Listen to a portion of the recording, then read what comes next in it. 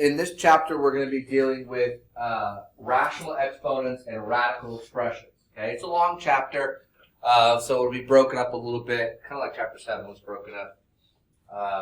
We'll have a few quizzes and a few tests covering the different parts of the chapter. Today we're going to be focusing on just the radical expressions, simplifying them and evaluating them. Go back to the first time you learned about square roots in either pre-algebra or algebra 1. Square roots and exponents.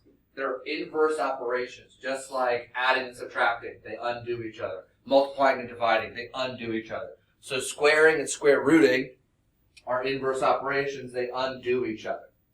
When we're looking at square roots, we kind of ask ourselves to find the square root. We say, okay, well, what number, when I square it, gives me this value? So if I'm looking at 64 and I want to know what's the square root of 64, I ask myself, okay, what numbers can I square to get 64? Well, I can square 8. 8 times 8 gives me 64. But I can also square negative 8. Negative 8 times negative 8 gives me 64. And so then it comes down to, okay, well, which one do we want? Or do we want them both? Well, it depends. For the most part, when we're given a radical, we're going to tell you which one we want. Whether we want the positive root, which is also called the principal root, or if we want the negative root, whether or not there's a positive or negative sign in front. So that's going to tell you, do I want positive 8 or do I want negative 8 as an answer? So I'm going to pick based off of this sign, positive 8 or negative 8. Okay? So some vocabulary terms for our radical expressions. First is the radical. That's the little symbol that denotes that we're doing a root. The expression on the inside is called the radicand. Okay? The radicand. That's the part on the inside. We also have something not listed here.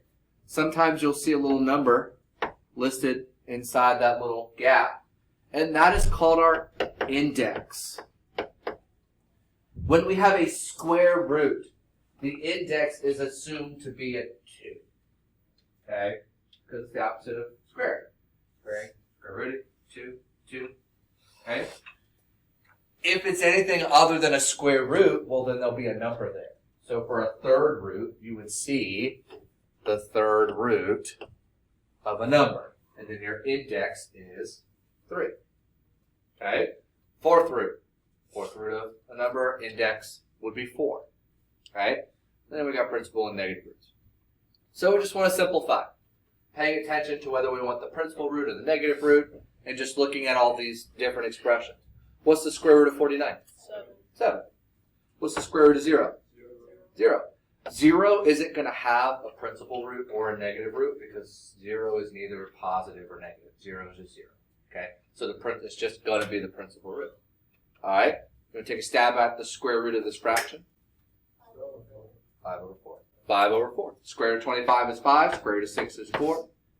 There's my value. What about the square root of 0.36? 0.06. Not 0.06. 0.6. When you square root a decimal, the number of place values that you have is going to be cut in half. Okay? Because when you multiply it by itself, you have to add all the place values together. So if I multiply 0.6 by 0.6, each of those has one place value. My result will have 2. So if I had something that was 0, I want the square root of 0.0036. How many place values does this have? 4. So the square root will have how many? 2. So I still have 36 gives me a 6, so anything left over, I'll just fill in with a 0. The number of place values is cut in half. It goes from 4 to 2. Square root of 36 is 6. Any other extra place values will be filled in with a 0. Also your calculator. Then it's not going to be a perfect square. Alright. Now, when you have exponents and you're taking the root, it's going to be the exponent divided by the index. And in this case, the index is 2. So we'll get 8 divided by 2 to give me x to the 4th. When we have a product, we can go ahead and just square root each thing. So what's the square root of 16? 4. And the square root of x to the 14th? X to the 7th. 14 divided by 2 gives me 7. Yep. Because we want the negative root. So square root of 4 is 2, and it wants the negative root.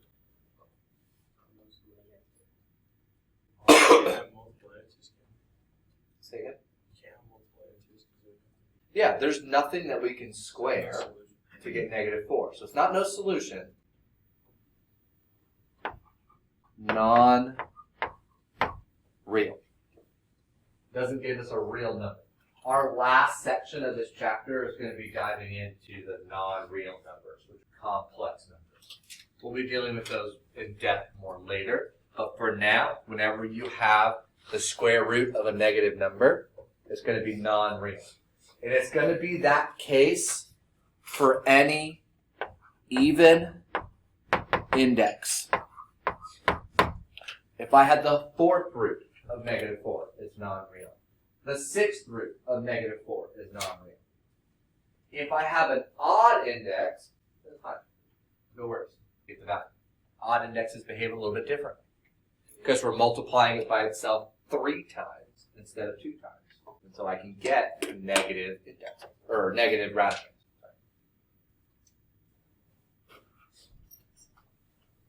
Okay? So everything that we just dealt with there is called a perfect square. When we square root it, we get a rational number, whether it's an integer, whether it's a fraction, or a terminating decimal. Those are all rational values. But not everything is a perfect square. Actually, most things aren't. Okay?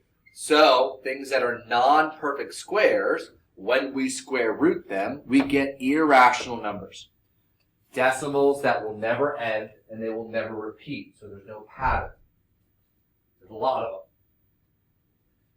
Most of what we're going to be dealing with is not going to be perfect squares. Some of them will be, but most of them will be non-perfect squares, and we'll be doing simplification. But sometimes, and again, only if requested, we can find a decimal approximation. So you'll take that number, you'll plug it into your calculator, you'll get the square root, and then you'll round it to whatever place value they want, usually first, second, or third place value. And I want you to listen very carefully to this. I want everyone to listen to me. Look at me. Eyes on me. Eyes on me. Look at me. If you're doing a problem and you get a radical and you get a decimal value and you're asking yourself, what place value do I round to? And the directions don't tell you. And so you want to come ask, what place value should I round this to? The answer is don't. Leave it as an exact value. You will only round and estimate when you are explicitly told to do so. If you are not told to do so, then the default is to not. Leave it as an exact value. We'll deal with some of those in a moment. Now, not everything we have is square roots. We have whatever index we want. Cube root, 4th root, 10th root, 1000th root, whatever. That's where these other indexes come in. So if there's no number listed, it's assumed to be a 2. But once I start putting a little number here, again, that's my index. That tells me the root that I'm going to do, and it's going to be the inverse of whatever exponent it is. So the 3rd root is the inverse of the 3rd power. A 4th root is the inverse of a 4th power. And so on. They go back and forth. Okay? Same idea. If I want to take the 3rd root of a number, I have to ask myself, well, what number to the 3rd power gives me 27? 3. 3 times 3 times 3 gives me 27. Now with odd indexes, I can have a negative radicand. Negative 4. Negative 4 times negative 4 gives me positive 15. But then when I multiply it by another negative 4, then it goes back to being negative. So if I have 5th power, if I have 7th power, if I have 9th power, then I can find the root of any radicand, whether it's positive or negative. They will always be real. Okay? It's only with an even index do I get non-reals with negative radicands. 3 over 4 for the fraction. What about for D?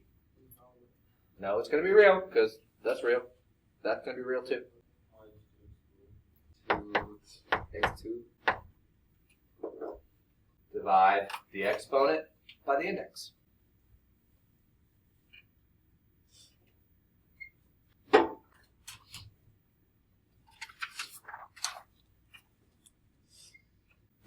Say again. Okay. So again, your rules with your indexes, we go beyond 2 and 3, we do 4, 5, 6, 7, 8, 9, 10, whatever.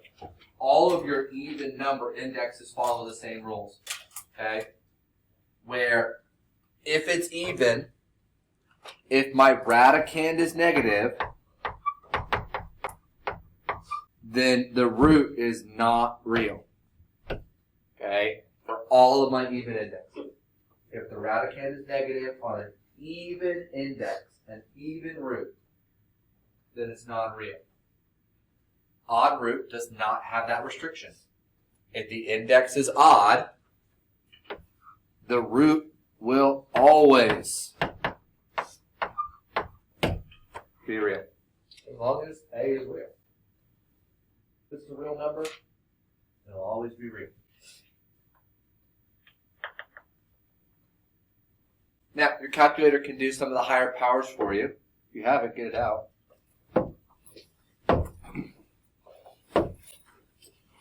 Get that off. Okay? So, look at that. That's what I want. There we go. If you want to do a regular square root, well, that's this little blue thing right above the x squared. So I can do second square root, and I can type in whatever value I want. If I want the square root of 36, hey, look, it gives me 6. If I want the square root of a non-perfect square, well, I can plug it in, it'll give me this value. But note that this is irrational. Okay? That decimal keeps going beyond that 3. It doesn't end. So depending on what the question wants, you'll either leave it as square root of 35, or you may round the value. If I want a higher power root, though, I can go under math, and now I have third root, and I have x root. So I can pick any value for my index. So when I pick on that, I can choose, okay, I want an index of 4. And so now I have a 4 as my index, and then you can put in whatever radicand you want to evaluate. Does anyone have the big chunky calculator? Yes, okay, it is. Okay, so it's a little bit different with yours. It may not give you that little box. If it doesn't, then you have to do it in this order. Type your index first, then go click on math, pick your x root, and then it'll place it in there. Okay? So that's all you have to do. It's the only difference. You got to type the index first, then put in the x root. And then it'll pop that index in there for you. And then you type it. Okay? So, fourth root of 256, 4.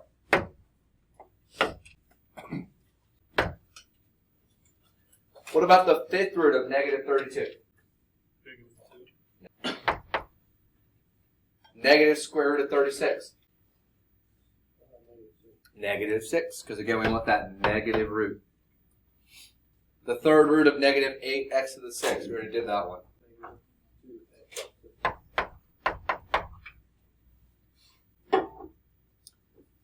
Fourth root of x to the 20th. X to the 5th. Not so bad, right?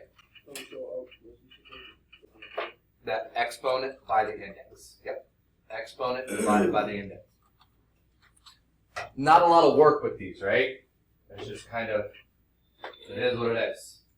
Mental math, as the young ones would say. Do that quick math. So you'll know, like your homework assignment, it's got a lot of questions, but like this is it for the most part. It's pretty quick stuff, okay? But there's a lot of use case.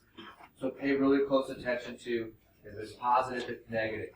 What's the index? Are there exponents? Okay? Do I need to round it or do I need an exact value? Pay attention to those details because there's not a whole lot of work to show and look back and figure out, well, what did I do? You need to try to make those connections a little bit earlier. Because we will be getting to a point where there is work to show, but you need to make sure that you understand these fundamentals moving forward. Now, this is a little bit of a special case. Okay, so again, any index, any exponent, but this is when our index is the same as our exponent. Okay, so let me pose this to you. So let's say I take 2 and or not even 2, let's do 3. Take 3 and I square it. What do I get? 9. Now, what I want to do is I want to square root that 9. What do I get? 3. So if I take the square root of 3 squared, I square root 3, I get 9, and then I square root it, I end it back at 3. Right? So these kind of undo each other. But we have to remember that, well, I can't have a negative number here. No negatives. So if I change this to a negative 3, I square it, and then I square root it, I cannot just cancel it out and end up with a negative 3. Because what happens when I square negative 3? I get a positive 9. Square root of positive 9 is not negative 3. That's where this comes in. Take the absolute value so that now it becomes positive. Okay? So when we have matching index and exponent, and it's even 2, 4, 6, 8, 10. We can cancel out the exponent and the radical, but we have to put it in absolute values. Whatever that base was needs to be put in absolute values so that we make sure that it's positive at the end. Because I can't end up with a negative one. If it's odd, then you don't have to worry about it. Cancel it out, and then you got your base. Good. Because I can have negatives on my odd indexes. Okay? Negatives don't cause a problem. So let's look at some examples and ask yourself to start. Is the index even? And again, these are all problems where the index and the exponent are the same. They match. They're the exact same number. So, for A, is my index and my exponent the same? Yes, it will be for all of these. Now, are they even? Yes. So do I need absolute values? With even, you need absolute value. Okay? So if you answered yes to the first 2 questions, then the last one is also going to be yes. Are they the same? Yes. Are they even? Yes. Do you need absolute value? Yes. Okay?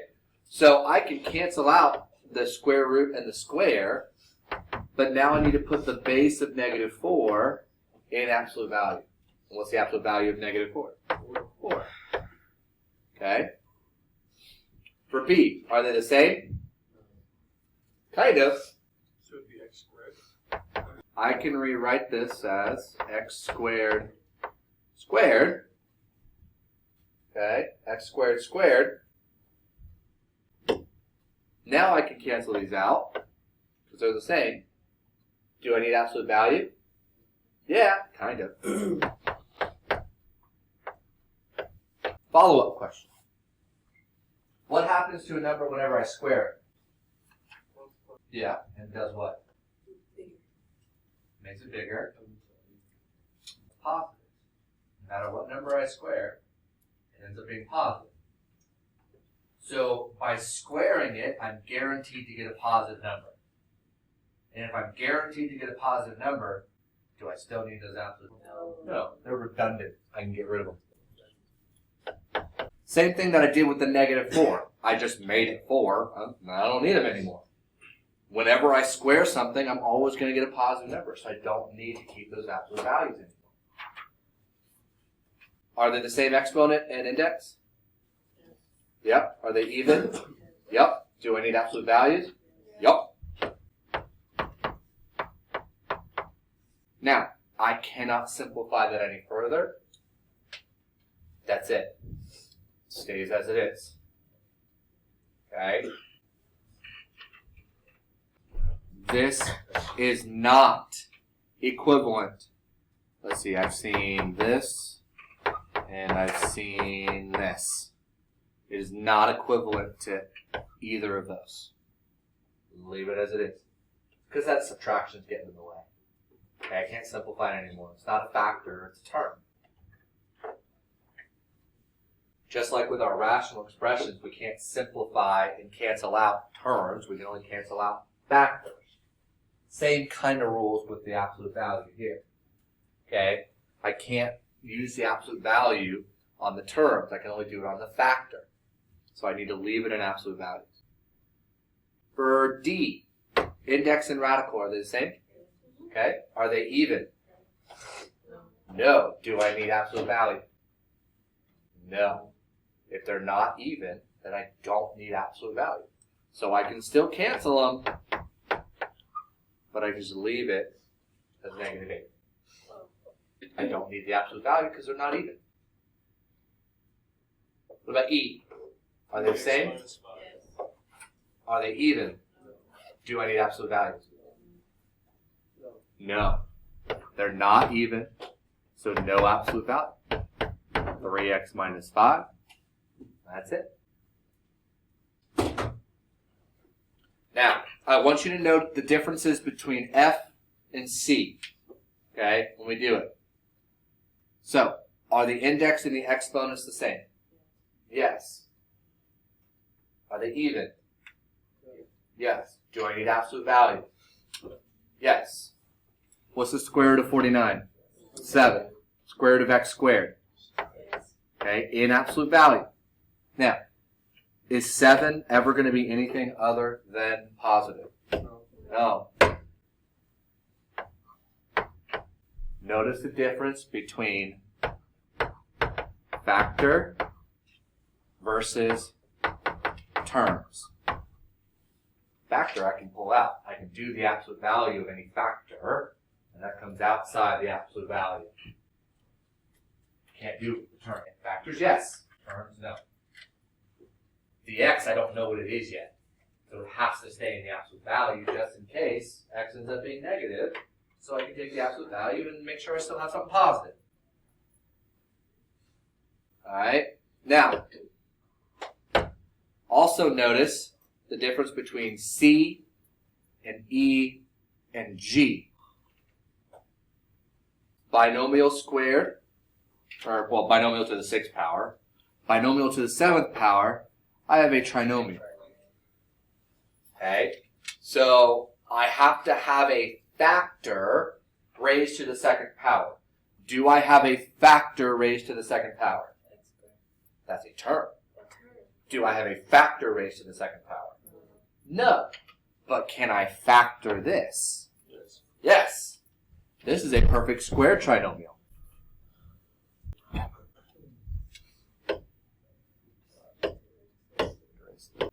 Okay.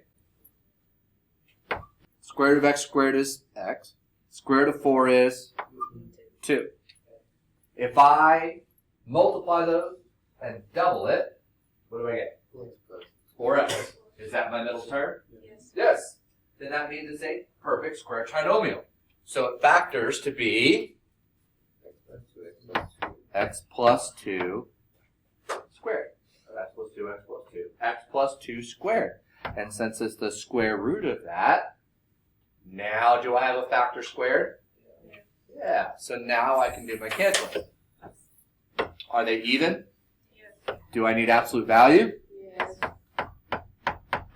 Can I simplify that any further? Good. So again, if they have the same index and exponent, then you have to add in this rule of, do I need absolute value? You only need them for for even indexes. Okay? Alright, last thing real quick. I have f of x equals that radical expression, and I have g of x equals that radical expression. I want to find each function value. I need to find the exact value as well as the estimated value, rounded to 1 decimal place. So, if I have f of 9, what am I going to do with that 9? Say again. Hush. What am I going to do with that 9? Plug it in. Where? Where? I have 2 equations. The f of x one. F of x, f of 9. So I'm going to plug 9 in for x in this function. So the square root of 9 minus 5. What's 9 minus 5? 4. What's the square root of 4? 2. Okay? That's my exact value. I don't need to round it because it gave me an integer. It gave me a rational number. What am I going to do with the 11? Same place, right? Square root of 11 minus 5. What's 11 minus 5? 6. Is 6 a perfect square? No. So this is my exact value. I also need to find the estimated value.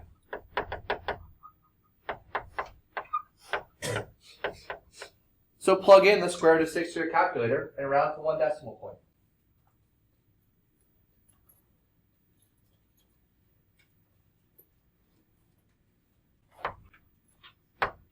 And again, I'm only doing this because it told me to do so. If it didn't tell me to round, I'm leaving it as the square root of 6. What am I going to do with the negative 2? Plug it into g of x. So now I'm switching functions because it's g of negative 2. So the cube root of negative 2 plus 3. What is negative 2 plus 3? 1. What's the cube root of 1? 1. Isn't 1 nice? What's a nice number? Makes life easy. What am I going to do with 3? Into g of x. So the cube root of 3 plus 3, which is 6. Is 6 a perfect cube? No, it's not. So this is the exact value. Now I need to find the estimated value. All right. 1 point what? 2? Is that right? 8. Yeah, 1.8. There you go. Cube root of 6. 1.8.